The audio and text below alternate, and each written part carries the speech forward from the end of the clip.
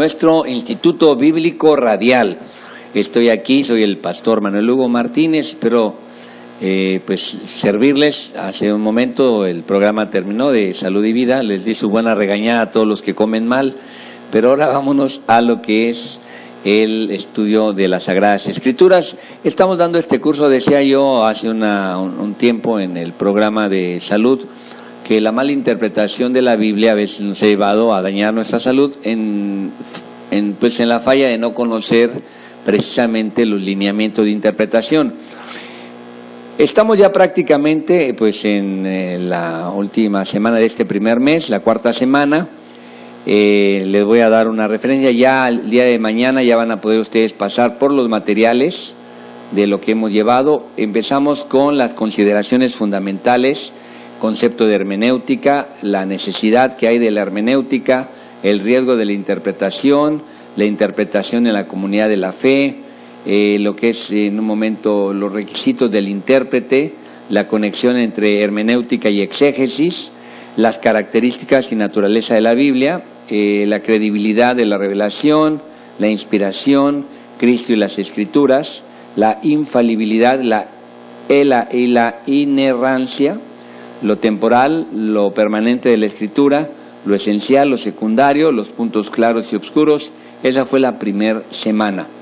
Ya la segunda semana vimos los métodos de interpretación bíblica, los métodos equivocados que se pueden dar, el método literalista, el método alegórico, la interpretación dogmática, la interpretación liberal, y entramos a lo que es el método correcto, el método que nos permite captar el mensaje original que fue dado a los que escuchaban por primera vez la palabra y poderlo entender, después traerlo a nuestro contexto, poderlo estudiar a través de la gramática y la historia. Ahí hemos estado viendo, esto fue la semana pasada, la tercera semana, de este método gramático histórico, las lenguas en que fue escrito, el hebreo, el griego, cómo estar seguros de la autenticidad del texto, dado que hay tantas y tantas copias que se dieron, fue a mano, cómo saber que tenemos la Biblia la mejor manera. Para eso hay una ciencia, que es la ciencia que lleva la crítica textual, se van a los textos. Gracias a Dios hay más de 5,000 versiones del Nuevo Testamento de manuscritos, y ahí se pueden encontrar cuáles son los auténticos. Y después de la autenticidad del texto, el análisis lingüístico, vimos el estudio de las palabras, cómo se deben estudiar, el estudio gramatical, los modismos, eso fue a lo que nos llevó la semana, el cierre de semana, a hablar de los modismos, el modismo de tiempo especialmente, vimos el modismo, los antropomorfismos, y esta semana vamos a estudiar el tema del contexto. ¿Qué es eso del contexto? Sabemos que un texto sacado de contexto, es un pretexto. Así es que si podemos decir que muchas herejías se han dado, se deben a que se sacan de contexto. ¿Qué es eso del contexto? Bueno, ¿qué está tejido alrededor del texto? ¿En qué ambiente se dijo? ¿Bajo qué circunstancias? Porque hay situaciones que se dieron en el contexto del Antiguo Testamento, que cuando vienen a la época de Jesús en el Nuevo Testamento, ya nuestro Señor las ubica bien. Hay lo que está alrededor del texto. Esta semana, entonces le estoy dando a ustedes, esta semana ya van a tener estas 20 clases, el día de mañana van a poder pasar por ellas, los interesados, y también van a venir las guías de estudio para que podamos avanzar y saber de qué manera estudiar la Escritura. Entonces, hoy voy a empezar con lo que es el contexto, entender lo que es el contexto y hasta dónde debe entenderse, hasta dónde llegar. Ya estaremos viendo después los tipos de contexto, las irregularidades contextuales que hay y los pasajes paralelos. Esta semana entonces, que es la cuarta semana de la lección 16 a la 20, y todo esto quiero avisarles, informarles que hay un equipo muy profesional, nuestra hermana Jenny nos apoya y sube a la red, ella a YouTube, nos hace favor de captar todo lo que aquí se da y lo está subiendo para que personas que quieran, ¿verdad?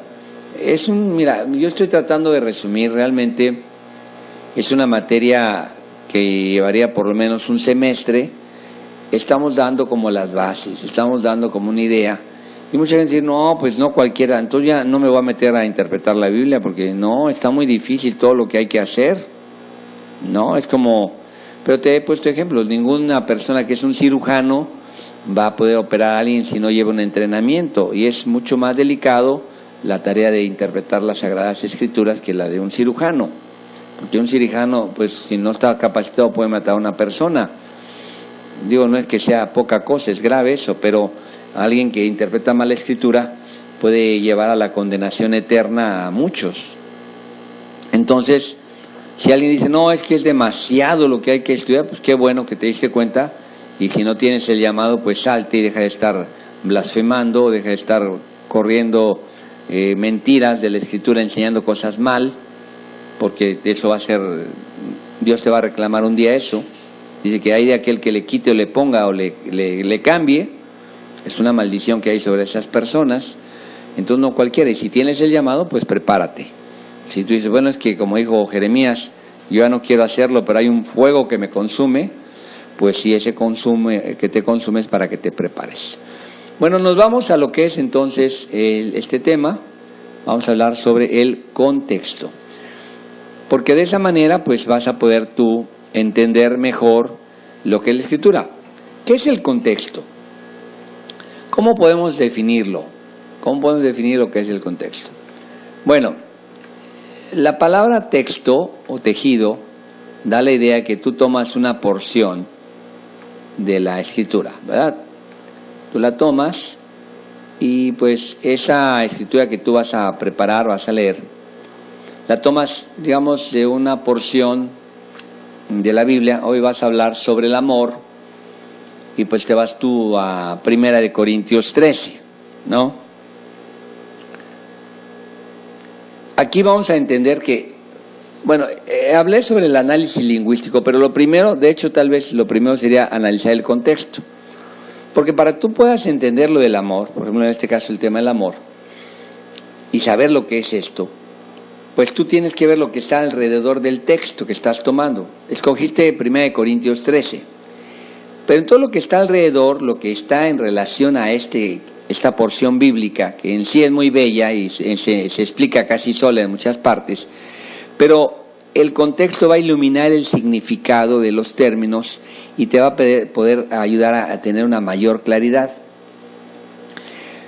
Esta comparación va a enriquecerlo, porque vas a poder hacer un análisis, todo lo que vimos, el análisis lingüístico, el análisis gramatical, pero el contexto, que etimológicamente el término se deriva del latín cum textum. Cum es una preposición que denota unión, con, compañía, y textum, tejido. La trama es la conexión del pensamiento que hay entre esta parte y con el todo, y lo hace coherente, hace algo coherente, algo que tiene que ver con el entorno. ¿Qué tanto nos debemos nosotros? Pues la Biblia está conectada con toda la Biblia. ¿Hasta dónde vamos a remontarnos? Vamos ahorita a hablar la extensión. ¿Hasta dónde debes tener tú la extensión, la claridad de qué es lo que rodea el texto que tú has escogido? Lo anterior, lo que sigue, lo que está... entonces, aquí vamos a hablar de el contexto en dos, se clasifica en 2 puntos. Se habla del contexto remoto y del contexto inmediato. ¿Qué es el contexto remoto? Pues el contexto remoto es lo más amplio. Por ejemplo, ¿cuál es el contexto remoto de 1 Corintios 13? Pues toda la Biblia. Estás hablando de un libro sagrado, estás hablando de este texto que nos habla del amor, pero tiene que ver con todo lo que es la Biblia. Ese sería el contexto amplio, el más amplio. Es el libro sagrado donde no es cualquier cosa, no es como decir, bueno, ¿de dónde sacaste 1 Corintios 13? Pues de unos escritos poéticos de Homero o de López Velarde, un mexicano, o en un momento dado de Cervantes. No, estás hablando de el apóstol Pablo, un autor inspirado por Dios. Ese sería el contexto amplio. Luego te vas reduciendo un poco más. Se encuentra en el Nuevo Testamento. Es diferente a lo del Pentateuco, es diferente a los libros históricos, los proféticos. Entonces, el 1 Corintios 13 está en el Nuevo Testamento. Porque si fuera una parte del Antiguo Testamento lo que escogiste, pues ahí dirían, bueno, ¿pero dónde lo agarraste? Está en las leyes, en el Pentateuco, está en el libro histórico, está en los poéticos, está en los sapienciales, Proverbios, Eclesiastés, o está en los proféticos. Dentro de cada grupo hay una particularidad, aunque todo está en la Biblia. Bueno, pues ahora en el Nuevo Testamento. Dice, bueno, esta parte de 1 Corintios 13 está no en el Antiguo, está en el Nuevo, aunque forma parte de un todo que es el Antiguo y el Nuevo, la Biblia, ok, sí. Pero ahora este contexto del Nuevo Testamento está en los Evangelios, está en los Hechos de los Apóstoles, o está en las cartas, o está en el Apocalipsis, porque esos son como los segmentos de los diferentes contextos que hay en el propio Nuevo Testamento. Evangelios, Hechos, epístolas, tanto de Pablo, de Pedro, de Juan, de Judas, de Santiago, o el Apocalipsis. Entonces ya hay rasgos distintivos. Dices, no, pues se encuentra dentro de las cartas. ¿De cartas de quién? Porque escribió Pedro, escribió Pablo, escribió Juan, los grandes apóstoles, también está Santiago. No, pues es Pablo. Ah, bueno. Entonces eso te va dando, te va delimitando el texto y te va pues permitir tener una aproximación de qué estás hablando. En este tránsito de contextos, de lo amplio a lo reducido, ahora nos vamos a considerar el propósito del autor. El autor, ahora, ¿también quién es? Pues estás hablando de Pablo. ¿Por qué es importante? Bueno, porque entonces ya sabrás, Pablo tiene también su propio fondo histórico. Él era un perseguidor de la iglesia, estaba lleno de odio, estaba lleno de violencia, fariseo, legalista. Ahora nos va a hablar del amor. Una persona dice, ¿pero qué le pasó a Pablo? Entonces ya empiezas a conocer la finalidad, o sea, el autor, pues él tuvo una conversión, su vida cambió. Ahora tiene la autoridad de hablar del amor porque fue una persona llena de amor, cambiada por el toque de Cristo. Entonces ya empieza a tener otra cuestión. Pero también ahora, ¿por qué escribe esto? ¿A quién se lo escribe? El propósito del autor cuando escribe esto también tiene que tomarse en cuenta para entender el contexto sobre el cual él habló. Él está queriendo corregir aquí errores que hay en la iglesia. En la iglesia hay muchos dones, muchos talentos. La gente presume, no, pues yo tengo estas habilidades proféticas, yo oro y hay sanidades, sí, pero yo tengo la sabiduría. Sí, pero otros dicen, sí, pero yo tengo el don de interpretación de lenguas, y no, pero yo tengo milagros. Entonces andaban peleando, viene Pablo. Bien, entonces Pablo escribe 1 Corintios 13. Si tú ante ese contexto, es una iglesia que Pablo formó, que está en Corintio, y que pues ahora, pues esta iglesia está en pleitos, están diciendo quién es más, no, pues yo soy más que tú, y además, a mí me convertí con Pablo, no, sí, pero yo me convertí con Pedro. Bueno, era un pleitazo ahí, tenían muchos pleitos sobre quién tenía más valor, quién tenía... Date cuenta que en esa mentalidad de ellos, entonces Pablo, a los que están hablando que pues tienen muchos dones aquí, y que pues son profetas, se presumen que tienen muchas lenguas, y algunos dicen, no, pues yo soy muy dado a generoso, hago yo esto y lo otro. Entonces mira lo que dice Pablo: si yo hablase lenguas humanas y angélicas, si no tengo amor, vengo a ser como metal que resuena o címbalo que retiñe, puro ruido, aunque hable yo. Estoy hablando como, pues, aunque hable como ángel. Si soy muy buen profeta y entiendo los misterios y toda la ciencia y toda la fe, y hago milagros, y presumían de tal manera que trasladase los montes a grandes obras, imagínate, y no tengo amor, nada soy. Si repartiese todos mis bienes para dar de comer a los pobres y entregase mi cuerpo para ser quemado y no tengo amor, de nada me sirve.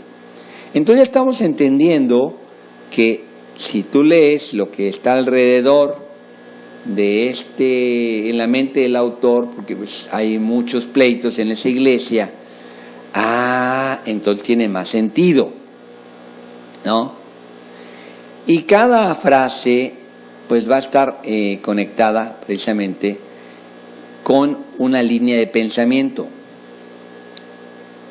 ¿Qué significa eso? Bueno, hay muchos ejemplos, porque entonces dices, bueno, ya voy entendiendo. Por ejemplo, cuando llega otras cartas de Pablo a los de Gálatas, ahí ya habían llegado los judaizantes, que eran cristianos, pero que decían que para que alguien pudiera ser salvo, tenía que hacerse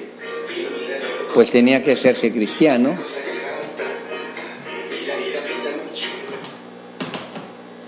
Tenía que hacerse judío, tenía que judaizar, entonces tenía que seguir las prácticas, y Pablo les escribe muy enojado. La carta a los Gálatas es muy fuerte, pero estamos entendiendo, igual los profetas, habían algunos de ellos que vivían pues en el cautiverio en Babilonia, otros estaban antes de que viniera el destierro. Le está diciendo arrepiéntanse. Y bueno, nos estamos dando cuenta entonces que el contexto tiene que ver con todo lo que está alrededor, tanto de las circunstancias, de la revelación, en el grado de avance de la revelación, si es el Antiguo, si es el Nuevo Testamento, dentro del Antiguo si está en la ley o está en los profetas, dentro del Nuevo si está en el Evangelio o son cartas de Pablo o está en el Apocalipsis. Entonces todo eso nos va dando una manera de ubicar el texto para no salir de ahí. No podemos sacar el contexto del contexto, porque entonces podemos tergiversar. Le pasa a uno en las relaciones. Por ejemplo, alguien llega y pregunta, está platicando y dice, no, pues yo realmente a mi jefe lo admiro porque pues mi jefe, el jefe pues empezó desde muy pobre, él desde abajo empezó y pues a base de mucho esfuerzo él ha llegado a ser lo que es. Yo realmente admiro a mi jefe porque mi jefe de verdad, de pobretón, salió a rico. Entonces, esa persona está diciendo un halago a su jefe. Pero alguien viene y maliciosamente dice, ya sabe lo que está hablando, oiga patrón, ya sabe que usted es un pobretón, un muerto de hambre, eso dijo aquel. Y, o sea, ya lo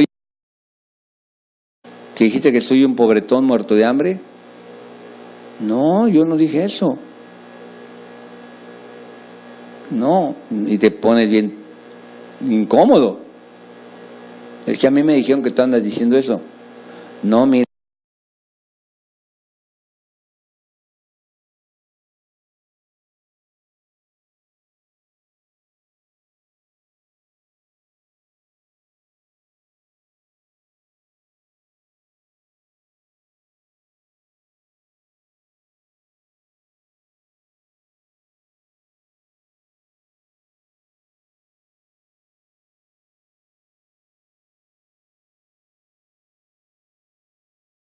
Le toman una parte de declaración a la persona y luego le hacen decir lo que no dijo. Si eso es delicado en las relaciones y lleva a que mucha gente tenga problemas, se rompan relaciones, se rompan matrimonios, se rompan en un momento dado amistades, pues muchas personas maliciosas lo hacen así. Cuanto más, imagínate, cuanto más cuando sacamos del contexto una parte de la escritura y ahí donde está la armonía, cómo está armada y podemos tener el propósito del autor, pues entonces vamos a tener problemas. Por ejemplo, hay muchas partes de los profetas que está hablando, por ejemplo, Amós, trae un juicio, pero él está buscando la manera de que, más que el pueblo se sienta condenado, lo busque. Dice, buscadme y viviréis. Ay, te va a ir muy mal, te voy a destruir, El profeta vino a hablar de destrucción, pero le está, si habla nada más de eso, pues entiende uno un mensaje de juicio, pero realmente Amós lo que quiere es que el pueblo se vuelva a él, a Dios, para que lo restaure. Dice, va a venir el castigo, lo está advirtiendo, le está llamando, y pues esto nos lleva a que hay un Dios justo, que no se deja pues sobornar,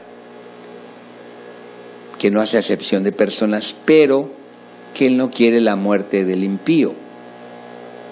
Entonces, guiados por el contexto amplio, podemos irnos acercando a lo que es el contexto inmediato, al pensamiento central, a la línea de pensamiento, de ideas que trae pues el libro y el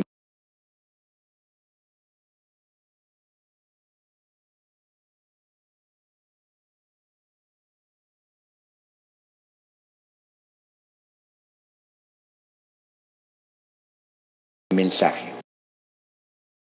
Vas tú a lo que está, a la trama, a la que está destacándose para entender.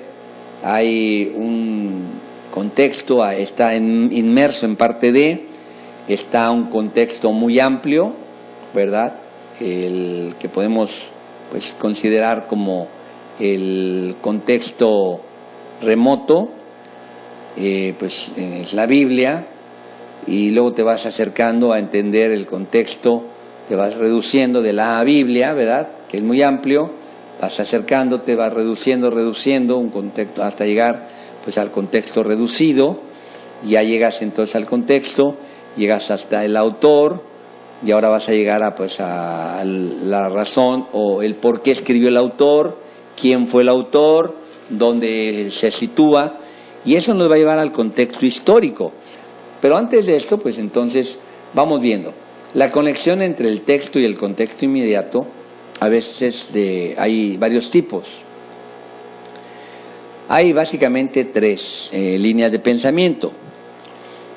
¿Cuáles son las conexiones que hay del texto? De manera inmediata, pues a veces está el contexto lógico. Las ideas que aparecen ahí conectadas en la línea de pensamiento de la sección que se está hablando. También está el contexto histórico, cuando ya hay una relación entre el acontecimiento.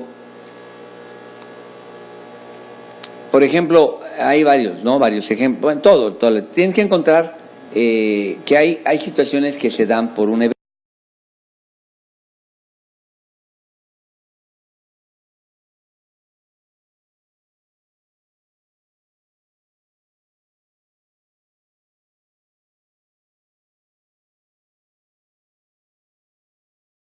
Gran poder, lleno del Espíritu Santo, y empieza a reclamarles a los judíos que ellos mataron al Señor. Y cuando Pedro estaba bien apasionado, después de que no había podido dar testimonio ante una sirvienta, está dando un testimonio ante una multitud, los confronta, y de esa multitud que son miles que están ahí reunidos, se convierten muchas personas, miles de personas se convierten. Pero ¿a causa de qué? ¿Cuál es el contexto histórico ahí? Bueno, momentos antes van entrando Pedro y Juan al templo, y en una de las puertas se encuentra una persona paralítica de muchos años que pedía limosna ahí. Era muy conocido. Hay personas que piden limosna que tú ya conoces, toda la vida están ahí. Y Pedro y Juan dijeron: mira, no tengo oro ni plata, pero lo que tengo te doy, y en el nombre del Señor Jesucristo levántate y anda. Y el cojo, que pues había sido notorio ahí, fíjate cómo Dios usó a este hombre que todos conocían, tenía muchos años ahí, calculan unos que casi 40 años ahí, paralítico, seco de las piernas, ya inválido, se levanta, empieza a brincar, la gente se espanta, pues eso no se ve todos los días, de hecho no se ve casi nunca, un cojo realmente cojo, así paralítico, y la gente se agrupa y dice: bueno, esto que ven no es por obra mía, es en nombre del Jesús, el resucitado, Él está vivo. Entonces ya con eso tienes tú una idea más clara, porque hay un contexto histórico. O sea, ¿por qué se dio? Por ese evento. También hay la conexión, está la lógica, o sea, en la lógica del pensamiento, vas viendo, este pasaje tiene que ver con la idea central, la razón. Pablo le habla a los que están en Roma, les manda una carta, dice: yo quiero ir para allá. Dice: no me avergüenzo del Evangelio porque es poder de Dios. Y luego da evidencias de lo que es el poder del Evangelio en toda la carta. Entonces está siguiendo ahí la línea de pensamiento lógico, el contexto lógico. En el contexto histórico hay un evento, y a raíz de ese evento se da una determinada situación. Estoy hablando de que Pedro le predica, se convierte en cerca de 3,000 personas, a raíz de que un cojo es sanado milagrosamente después del Pentecostés. Y está también la relación o la conexión teológica. Por ejemplo, en el caso de Romanos, de Gálatas, de Efesios, de Hebreos, hay un tema central, un tema teológico, y de ahí hay que conectarlo. Porque, por ejemplo, cuando Pablo le habla a los Gálatas están ya seducidos por los fariseos, los judaizantes más bien, los que eran judíos que querían que él se convirtieran, diciéndole, pues primero descalificando a Pablo, diciendo que Pablo ni era apóstol, que había sido perseguidor, y luego diciendo que pues la ley la habían recibido los judíos, y que para que alguien pueda ser salvo tenía que ser circuncidado y todo eso. Entonces el argumento ahí que Pablo va a esgrimir es que la ley ha quedado superada por Cristo en lo cultual, no en la esencia de la ley, que es la obediencia a los mandatos, sino en todo eso ya no tiene sentido. Los sacrificios, ya nuestro sacrificio es Cristo. Entonces, ¿por qué quieren ustedes que la luna nueva, que las ofrendas mecidas, que las fiestas de esto y la fiesta del otro? Eso ya quedó rebasado. Pablo ahí entonces está hablando una trama teológica que, para poder entender entonces lo que está en Gálatas, tenemos que saber el argumento doctrinal que se está manejando. Claro, esta es una división convencional, porque a veces pues la conexión puede estar no solo una, puede ser doble, triple, donde participa lo lógico, lo histórico y lo teológico, pero esto nos ayuda. Te das cuenta que esto nos da mucha ventaja. Por ejemplo, en Romanos 3:20 hay una conexión doble, lógica, porque en Romanos, si tú sigues con el capítulo 3:19, pues te vas a dar cuenta que habla de la justicia de Dios que se revela en el Evangelio, y cómo el Señor, a través del sacrificio de Cristo, justifica al pecador. Pero él está hablando que ni judíos ni griegos tienen justicia propia, porque la paga del pecado es muerte. Entonces, Pablo está llevando ahí, ese es un contexto, ¿verdad?, si vas en la sección del capítulo 3, del 9 al 19, pues empieza hablando precisamente de la justicia de Dios que se revela en el Evangelio. Entonces, en ese contexto inmediato, pues hay, pero luego Pablo hace uso de citas bíblicas de Moisés, de cómo el conocimiento del pecado viene a través de la ley, y entonces va llevando él a un contexto teológico también, para terminar diciendo, bueno, las obras de la ley no van a justificarnos, nadie va a alcanzar la aprobación de Dios sobre su pues comportamiento moral. Entonces, ¿qué está haciendo Pablo ahí? El contexto inmediato, el que trae la línea de pensamiento de la justificación, pero luego el contexto teológico para el cual tiene que emplear ya textos del Antiguo Testamento y mostrarnos que las obras no son la entrada a la justificación, sino es la gracia a través del sacrificio del Señor. Estoy dándoles a ustedes toda la armazón de los contextos. Puede haber contexto lógico, puede haber histórico y puede haber teológico, y a veces hay los tres, como en el caso de textos donde se habla de elementos. Por ejemplo, cuando se habla de la gracia habéis caído, pues tienes que meterte ahí en Gálatas 5:4, ¿verdad? En todo el contexto. Aquí hay una argumentación de Pablo, la exposición teológica. Si ellos ahora se hacen atrás y se regresan a lo judaizante, no puedes tú comprar la salvación, y quienes quieran adherirse pues a las obras y piensen que a través de sus obras van a ganar la salvación, pues están desechando la gracia, caen de la gracia. Es decir, están ellos usando un sistema humano, desechando la obra, y además nadie va a poder hacerlo porque Pablo mismo era un judío muy legalista, no podía, necesitaba de la gracia, necesitaba de la justificación que da el Señor. Entonces, uno de los problemas que tenemos para captar todo, que ahí entonces Pablo está en el contexto lógico, todo lo que trae desde la carta de Gálatas, el contexto histórico de los judaizantes y el contexto teológico, para poder decir de la gracia habéis caído, si no luego la gente lo anda aplicando y anda descristianizando a mucha gente que pues ha pecado, y bueno, la Escritura da oportunidad que la gente se arrepienta, pero no, ya no, caíste de la gracia, ya no hay más que hacer, ya, una vez que rompiste ya el pacto, ya. Y mucha gente yo la he conocido que dice, no, pues que ya caí de la gracia y porque pecaron. Digo, no estamos justificando el pecado, pero tampoco hay que exagerarlo porque ya la gente ya no tiene esperanza cuando hay oportunidad de regresar, si hay arrepentimiento. Pero ahí te dice, no, ¿para qué me arrepiento? Ya no tengo perdón.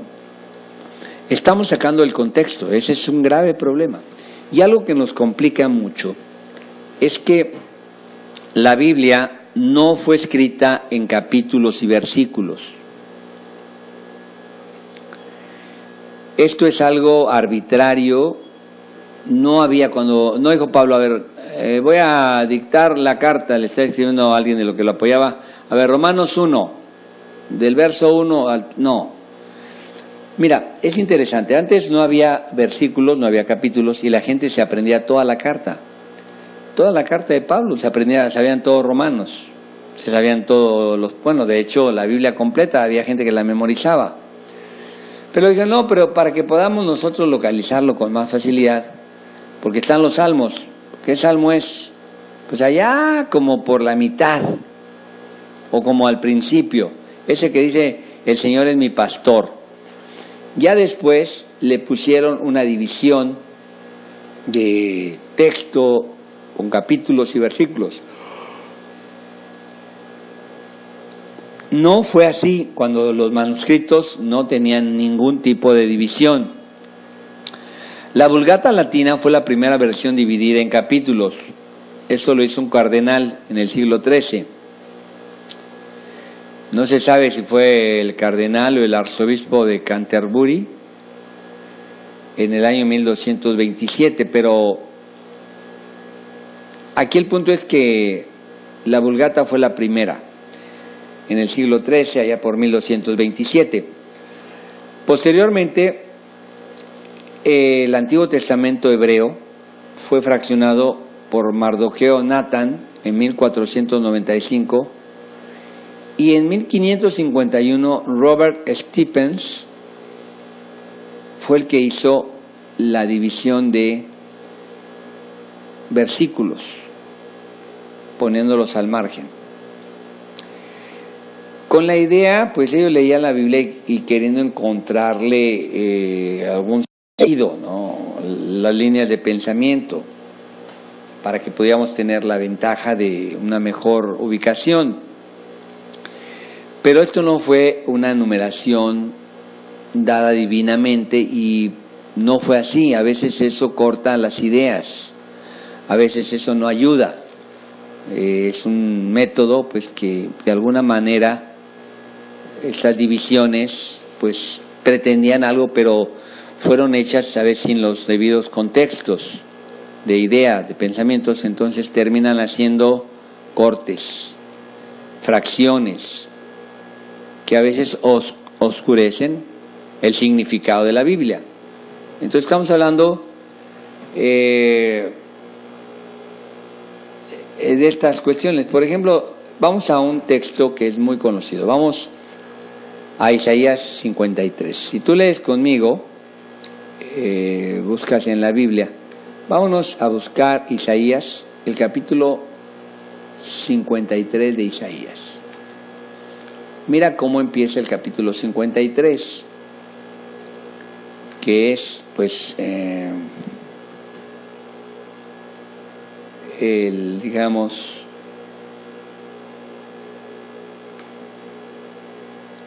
uno de los capítulos más usados, pues precisamente por eso, porque se habla del siervo del Señor. Y mira lo que dice Isaías 53:1. ¿Quién ha creído a nuestro anuncio? ¿Y sobre quién se ha manifestado el brazo del Señor? Subirá cual renuevo delante de él y como raíz de tierra seca. No hay parecer en él ni hermosura, le veremos más inatractivos para que le deseemos. Pero esto en realidad está cortado, porque la idea no empieza ahí, empieza en el capítulo 52. Porque si leemos el capítulo 52 en los últimos versículos, ¿verdad? Y nos vamos al capítulo 52, verso 13, dice: He aquí que mi siervo será prosperado, será engrandecido y exaltado y será puesto muy en alto. ¿Cómo se asombraron de ti muchos? De tal manera fue desfigurado de los hombres su parecer y su hermosura, más que la de los hijos de los hombres. Así asombrará él a muchas naciones, los reyes cerrarán ante él la boca, porque verán lo que nunca les fue contado y entenderán lo que jamás habían oído. ¿Quién ha creído a nuestro anuncio? ¿Y sobre quién se ha manifestado el brazo del Señor? Subirá cual renuevo delante de él. Bueno, el corte, te digo, no fue bueno porque al verso 53:1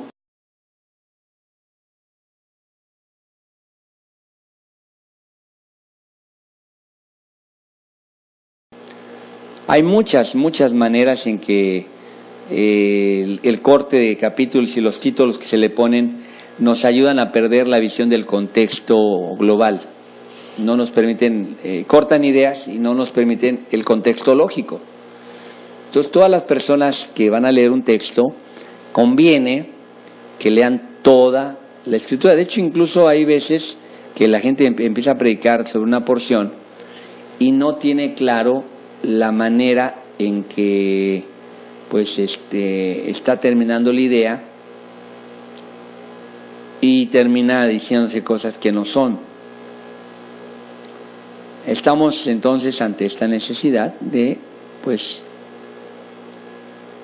cómo vamos a escoger el texto, el contexto, hasta dónde está la extensión, los tipos de contexto, ¿verdad? El lógico, el histórico, el teológico y cómo estos a veces en un solo texto están pues los tres contextos que hay que tomarlos para entender el que podamos tenerlo. Ahora, hay lo que son las irregularidades del contexto. Esto lo vamos a tener que también checar, porque con esta situación de saber cuál es el texto y el contexto, el tipo de extensión, hay ciertas irregularidades y esas las vamos a ver el día de mañana. El día de hoy estamos tocando lo que es el contexto y cuáles son, hasta dónde la extensión y los tipos de contexto. Mañana vamos a ver las irregularidades en el contexto. Entonces, regresando a esto que estamos viendo, si sacamos el texto del contexto, pues vamos a tener graves problemas. Graves. Te voy a poner algunos ejemplos muy generales. Si sacas un texto de todo este es un principio muy importante, tú puedes hacer que la Biblia diga lo que tú quieras. Hay tanto material en la Escritura que puedes tú justificar lo que quieras con la Biblia. Ahora la gente le tiene mucho respeto a la Biblia, ¿no? Le tiene un gran respeto a la Escritura. Y mira, esto dice la Biblia, es palabra, y hay gente que sin analizar más, pues la Biblia dice, así es. Las grandes herejías que había antes y que hay hoy, son precisamente por sacar el texto del contexto y a veces darle sentidos a las palabras que no son, no interpretar a veces correctamente los modismos, etcétera. Pero uno de los más graves es el sacar el texto del contexto. Les hice ejemplo hace un momento, de cómo una plática, alguien puede maliciosamente tomar parte de lo que dijo la persona y sacarla del contexto que lo estaba diciendo. Voy a ponerte varios ejemplos del contexto, lo importante que es. Porque de otra manera se puede justificar los ejemplos que estoy a continuación voy a dar, escucha bien, porque no me vayas a sacar del contexto, ¿verdad? Es la manera equivocada, no es que esto sea así. La Biblia, por eso, cuidado, no vayan a decir, no, pues ahí están enseñando, en el curso de hermenéutica están diciendo, allá en Manantial de Vida, el pastor Lugo dijo de la Biblia, ¿verdad? Te voy a poner uno muy práctico. En el Mediterráneo, en la época de Pablo, allá hace 2000 años, el vino, el jugo de uva, es una bebida alimenticia. De hecho, en las culturas de Europa es normal tomar vino, con muy bajo grado de alcohol, Hoy lo que aquí conocemos como vino es puro alcohol, es alcohol de muchos grados. Allá no. La gente tiene sus uvas y de ahí saca vino para tomar su vino. Aún así, si toman demasiados litros y litros, pues se van a emborrachar. Cuando Pablo le escribe a Timoteo, recuerda bien que es su discípulo, pero Timoteo está enfermo. Y está enfermo porque las enfermedades de aquel entonces, como a principios del siglo, te voy a decir algo, aquí en México, por ejemplo, la expectativa de vida de las personas era 47 años en las mujeres a principios del 1900 y los hombres 42, 41 años. Es un hombre que llegaba a 50 años ya había sido un gran anciano. Pero muchas enfermedades se debían a problemas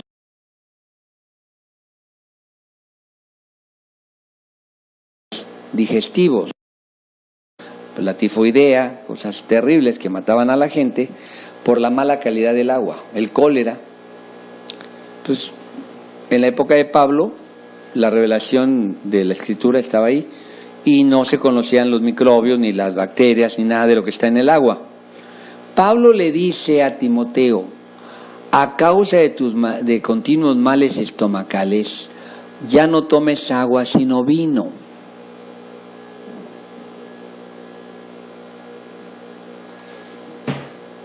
A ver, estoy hablando de cómo podemos nosotros, cómo la gente puede sacar un texto de contexto. Pablo recomienda a Timoteo tome vino en lugar de agua.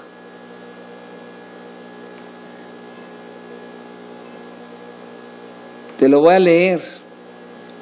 Mira lo que le dice Pablo. Este es un pasaje difícil si no usas la hermenéutica. ¿Qué le dice Pablo a Timoteo?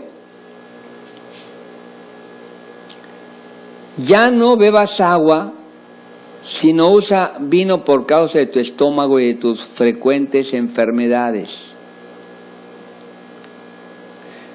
¿Sacas tú eso de contexto? Y le dice a una persona, pues la Biblia dice que ya no beba agua, sino vino, por mi estómago, para que me haga bien a mi estómago. ¿Dice eso la Biblia? Sí, pero ¿en qué contexto? Porque entonces, pues yo voy a poder, en un momento dado, justificar el beber vino. Me estoy dando a entender, ¿verdad? Pablo aquí está hablándole a Timoteo en una época, en un tiempo. Pues hoy le habría dicho, Pablo, ¿sabes qué? Pues toma agua hervida.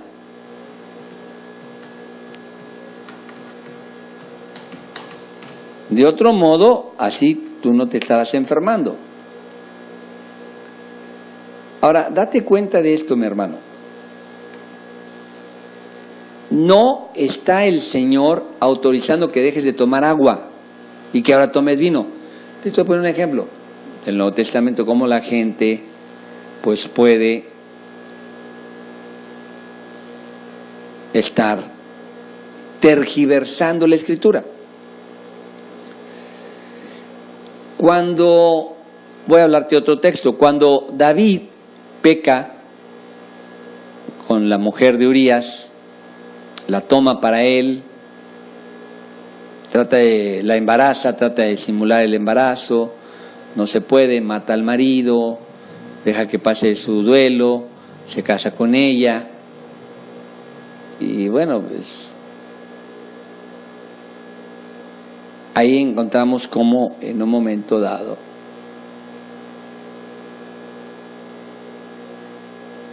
y llega el profeta, lo confronta y le dice Natán a David, fíjate, David había pecado, estaba oculto su pecado, pero viene el profeta y lo revela. Dice Natán, le pone una parábola, dice, mira, había un hombre que tenía unas ovejas y tiene mucho ganado, pero es muy avaro, y en cambio uno tiene una sola ovejita, que es como su hijita, la cuida, la quiere, y viene una visita al hombre rico, y no queriendo sacrificar su ganado, va y le arrebata al pobre su ovejita y se la mata, y entonces, ¿qué hay que hacer ahí, rey? Y entonces se enciende en ira a David contra el hombre, dijo, vive el Señor, que el que tal hizo es digno de muerte, debe pagar la cordera con 4 tantos, y no tengan de él misericordia. Y entonces David le dice, tú eres ese hombre. Así ha dicho el Señor, yo te ungí por rey sobre Israel, te libré de la mano de Saúl, y te di la casa de tu Señor, y las mujeres de tu Señor en tu seno. Además te di la casa de Israel y de Judá, y si fuera te habría añadido mucho más. Fíjate, aquí el profeta dice, bueno, no tenías que haber tomado a esa mujer. Si hubieras pedido, te hubiera dado otra. Recuerda que David ya era rey y tenía un harén. En su harén había varias mujeres, unas muy hermosas. Algunas eran princesas, bueno, tenía varias, tuvo muchos hijos. Si sacas tú el texto del contexto Dice, mira, Dios le dijo a David, te he dado mujeres y te puedo añadir más. Alguien, pues sacando esto de contexto, puede justificar que haya la poligamia y que en un momento dado, lo que hicieron los mormones en un principio. José Smith, leyendo la Biblia, hay pasajes y sacado del contexto. Hay un pasaje en Isaías donde se habla que 7 mujeres pedirían a un hombre que las desposara. Y pues dije, no, pues la Biblia dice, nos toca de a 7. ¿No? Pues ahí dice la Biblia. Oye, ¿a poco dice la Biblia eso? Sí, que 7 mujeres van a desposarán a un solo hombre. O un hombre va a desposar a 7 mujeres, más bien, ¿no? ¿Dónde dice eso? Ahí en la Biblia. Ah, bueno, entonces nos toca de a 7.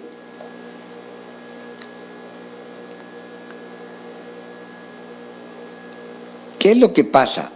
Bueno, que estamos hablando de un tiempo de guerra, donde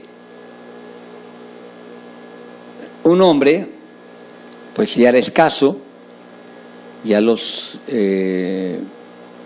estaban matando, estaban en la guerra y están sitiados. Ellos ya tienen ahora un sitio, están rodeados y entonces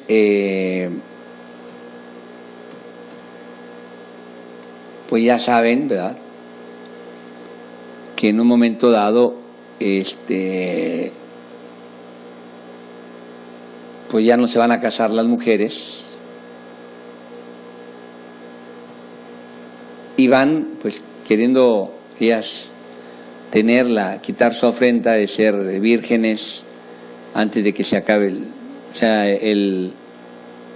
el sitio está empezando, va a durar más de 2 años y entonces las mujeres dicen pues ya no hay hombres, se están muriendo en la guerra, entonces dicen pues a un hombre que las despose. Pero estás hablando de una situación de